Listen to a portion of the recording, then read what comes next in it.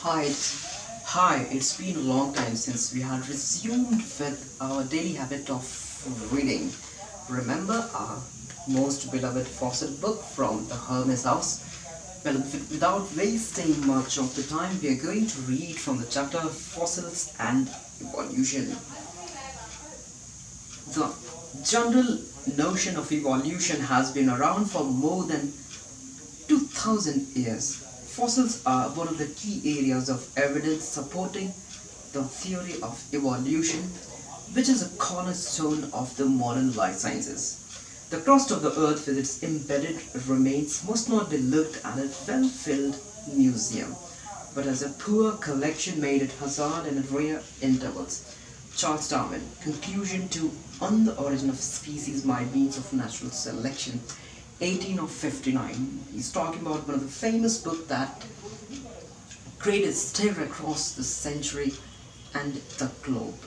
It was really revolutionary ideas which challenged the perception of things that has just been dropped by divine intervention and came out with a possible explanation how the things or the life that we see today might have evolved from single cell.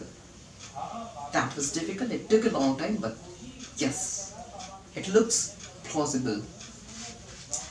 Aristotle 384 to 322 BC of ancient Greece vaguely mentioned what he called a hierarchy of a ladder of life with man, humans at the top.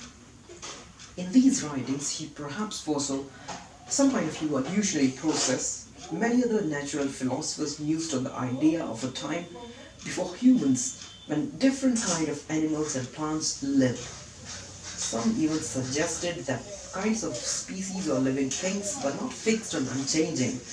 That is, they evolved.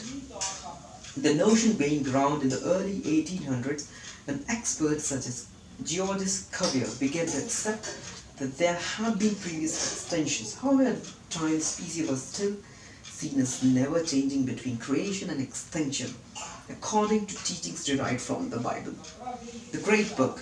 The idea of evolution is smashed onto the scene in 1859 when English naturalist Charles Darwin published On the Origin of Species by Means of Natural Selection. Darwin argued that most living things produce too many offspring for all to survive the struggle for existence. Organisms struggle against the weather, physical condition, against enemies and predators, and similar problems, and against the limits of vital needs such as food, shelter, and living space. The offspring which survive are those best suited or adapted to conditions of the time. This happens because not all offsprings are identical, they naturally vary slightly.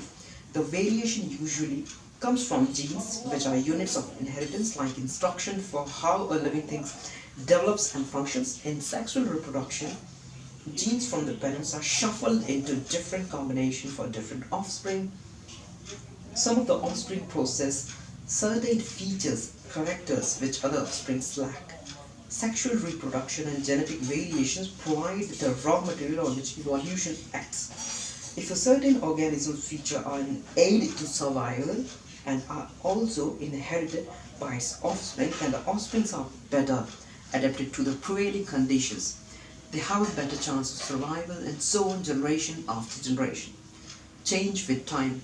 Darwin proposed that over a very long time period, as conditions environment altered, certain kinds of species of living things gradually changed or evolved into different ones.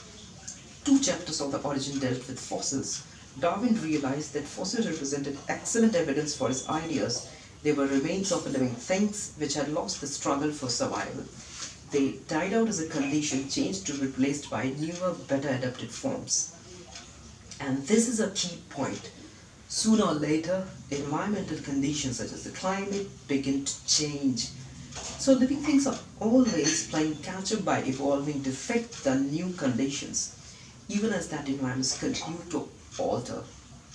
In the early 1970s, Stephen Jay Gould and Niles Eldredge proposed a modified version of Darwin's original idea.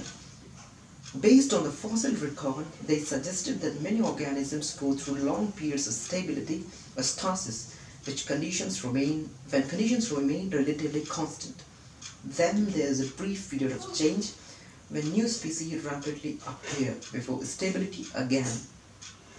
This twist or Darwinism is known as punctuated equilibrium or evolution by jugs, in comparison to the traditional evolution by creeps. Acceptance. Many ordinary people were outraged by Darwin ideas which seemed to fly in the face of religious ethics. But most scientists quickly saw how his proposal fitted with many strands of evidence. These included the similarities between various groups of living things, leading to how they are grouped or classified, and the evidence of changing fossils through time. Since Darwin's day, many more strands of evidence have supported the idea of evolution. They include the basic nature of genes and the structure of chemical DNA that forms them, which is shared by nearly all living things. Some genes that control basic biochemical pathways, such as breaking apart energy-rich food substance to obtain energy for life, processes are found in identical form throughout vast numbers of hugely varied organisms. This is powerful evidence for the evolutionary process and the relatedness of living things. So that's all for today, and I'll end this video by showing you a pic which looks interesting. See this guy? He looks like the scientist who was trying to help the baby dinosaur hatching out of the long oval-shaped egg in the Jurassic Park 1 movie. Remember?